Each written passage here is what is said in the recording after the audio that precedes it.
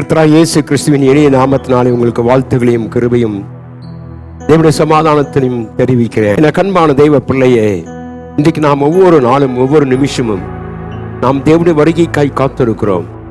அநேக செய்திகள், அநேக யூடியூப் மூலமாய் கேள்விப்படுகிறதான சம்பவங்கள் இவையெல்லாம் நம்மை ஆயத்தப்படுத்தி கொண்டிருக்கிறபடியினாலே கர்த்தராகிய ஆண்டவர் நம்மையும் பார்த்து சொல்லுகிற ஒரு வசனத்தை நாம் இன்றைக்கு சிந்திப்போம். ஆதியாகமம் 35ஆம் அதிகாரம் முதல் வசனத்திலே தேவன் யாக்கோபை நோக்கி, நீ எழுந்து பெத்தேலுக்கு போ. என கண்பான தேவப்பிள்ளை, இன்றைக்கு ஒவ்வொரு கிறிஸ்தவனும் இந்த பெத்தேலிலே வாழ வேண்டும் என்று விரும்ப வேண்டும். ஏனென்றால் கர்த்தர் சொல்ல, நீ அங்கே போய் குடியிருந்து உன் சகோதரனுக்காக ஏசாவுக்கு பயந்து நீ விலகி ஓடி போகிற போது உனக்கு தரிசனமான தேவனுக்கு நீ ஒரு பலி செலுத்த வேண்டும். என கண்பான தேவ ஜனமே, இந்த நாட்களிலே நாம் இந்த பெத்தேலுக்கு வர வேண்டுமானால், இந்த பெத்தேலிலே தேவனுடைய சமூகத்துக்கு நாம் காணப்பட வேண்டுமானால், இந்த பெத்தேலிலே தேவனுடைய கிருபையை நாம் பெற்றுக்கொள்ள வேண்டுமானால், இந்த பெத்தேலிலே தேவனுடைய பிரசன்னத்தை நாம் உணர வேண்டுமானால், நம்முடைய வாழ்க்கையில சில எதிர்பார்ப்புகளை கர்த்தர் வைத்திருக்கிறார். என்னென்ன காரியங்களை செய்தால் நாம் இந்த பெத்தேலிலே தங்கி இருக்க முடியும், இந்த பெத்தேலிலே குடியிருக்க வேண்டும் என்பதை கர்த்தர் நமக்கு வெளிப்படுத்துகிற காரியம் அதுதான். ஆகவே முதலாவது கர்த்தராகிய ஆண்டவர் யாக்கோபை பார்த்து சொன்ன, யாக்கோபே, நீ பெத்தேலுக்கு போ, நீ அங்கே போய் குடியிரு என்று சொல்லுகிறார். என கண்பான தேவ ஜனமே, இன்றைக்கு நாம் பெத்தேலுக்கு வர வேண்டுமானால் முதலாவது நாம் செய்ய வேண்டிய காரியம் நம்முடைய சுபாவம் மாற்றப்பட்டதாக இருக்க வேண்டும். பெத்தேல் என்பது தேவனுடைய வீட்டுக்கு அடையாளமாக இருக்கிறபடினாலே இந்த பெத்தேலுக்குள் நீ வர வேண்டுமானால் யாக்கோபை போல நம்முடைய வாழ்க்கை மாற்றப்பட்ட ஒரு அனுபவமாக இருக்க வேண்டும். யாக்கோப் என்ற பெயருக்கு ஏமாற்றுக்காரன், நம்மை வஞ்சிக்கிறவன் என்று சொல்லி நாம் பார்க்கிறோம். என கண்பான தேவப்பிள்ளை, இவன் தன் அப்பாவையும் அண்ணனையும் ஏமாற்றி விட்டு இவன் தன் ஜீவியத்திலே வந்தானால் அவனால் நிம்மதியாக இருக்கவே முடியவில்லை, ஆசீர்வாதங்களை பெறவே முடியவில்லை.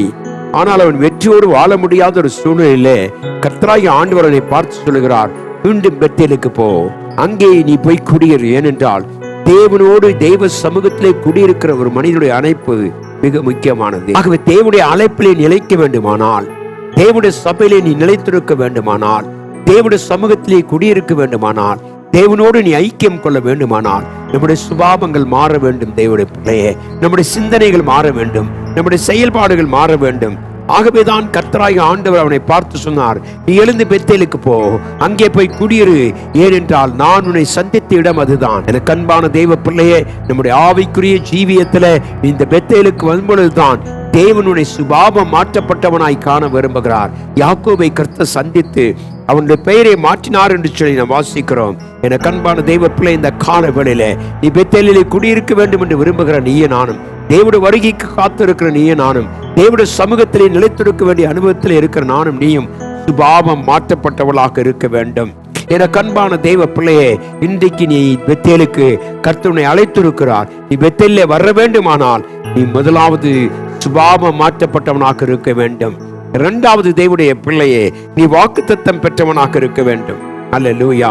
அவனை ஆசீர்வதிக்கும்படியாய் கர்த்தர் வாக்குத்தத்தம் பண்ணுகிறார். நாம் வாசிப்போம்னா 35:12 வாசிக்கும் பொழுது, நான் ஆபிரகாமுக்கும் ஈசாக்குக்கும் கொடுத்த தேசத்தை உனக்கு கொடுப்பேன், உனக்கு பின் உன் சந்ததிக்கும் தேசத்தை கொடுப்பேன் என்று சொன்னார். தேவனுடைய பிள்ளையே, நீ வாக்குத்தத்தம் பெற்றவனாக இருக்க வேண்டும். முதலாவது சுபாவம் மாறினவனாய் இருக்க வேண்டும். நம்முடைய சுபாவங்களை மாற்றி தேவன் பெத்தேலிலே கொண்டு வந்து நம்மை ஆசீர்வதிக்கிறார். அங்கு குடியிருக்க வேண்டுமானால், தேவனோடு ஐக்கியம் வைக்க வேண்டுமானால் நம்முடைய சுபாவங்கள் மாறுவது மாத்திரமல்ல, தேவனுடைய வாக்குத்தத்தங்களை பெற்றவனாக இருக்க வேண்டும். என கண்பான தேவ பிள்ளையே, இந்த வாக்குத்தத்தங்கள் தான் நமக்கு ஆமென்றும் ஆமென்றும் இருக்கிறது. கர்த்தர் உனக்கும் உன் சந்ததிக்கும் இந்த தேசத்தை கொடுப்பேன் என்று கர்த்தர் வாக்கு கொடுத்தார். இந்த காலவேளை நம்முடைய நிலைமை என்ன தேவ பிள்ளையே? வாக்குத்தத்தம் பெற்றிருக்கிறோம், நாம் தேவனுடைய சுபாவம் பெற்றிருக்கிறோமானால் இந்த தேசத்திலே, இந்த தேவனுடைய ஆலயத்திலே, தேவனுடைய சபையிலே, தேவனுடைய வீட்டிலே நீ நிலைத்திருப்பாய் என்று கர்த்தர் சொல்லுகிறார். என கண்பான தேவ ஜனமே, இந்த கால வேளையில நம்முடைய ஜீவியம் எப்படி இருக்கிறது?